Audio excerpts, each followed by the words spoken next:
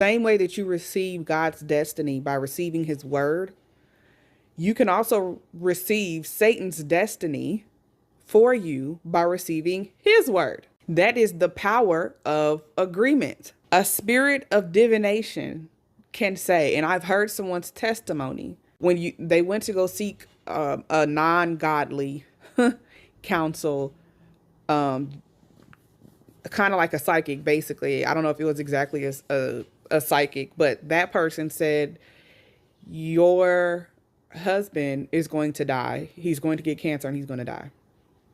Right. Within 2 years, that husband died. And because the wife knew, she was saved, or she ended up getting saved, I'm not sure. But because the wife knew that she went to that person, she was ridden with guilt. And she was like, is it my fault that my husband died?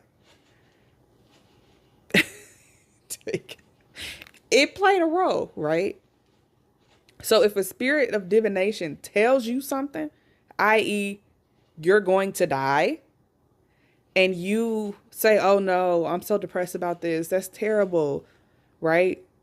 You come into agreement with that thing and you accept it as true, you can receive the thing that they were trying to pronounce upon you through agreement. Agreement has a lot of power. I've talked about how, when people are going through deliverance and they want to remove all the children and all the people and all of the things because spirits can jump. The biggest thing concerning that is that in order for a spirit to enter in to your house, you have had to have opened the door. There has to be an agreement. You would have had to have said, come in.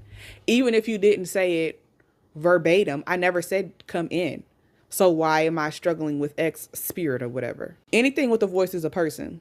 If a spirit comes and knocks on the door, because it's about the principle, anything that God does, the enemy mimics. And God says, I knock on the door. If you want to hear my voice and open the door, answer him, I will come in, right?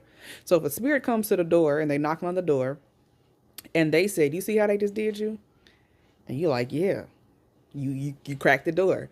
They ain't doing this. They ain't doing that. You might as well da-da-da-da. You right. You've opened the door. You've agreed. Agreement. That's an open door that allows the enemy to come in. So when they speak death over you, when a false prophet or a spirit of divination, really is what this is, right? When a spirit of divination speaks death over you, it's not that death was already set. It's not that death was at your door. It's death knocking on the door, trying to see if you're going to open it and allow them to come in.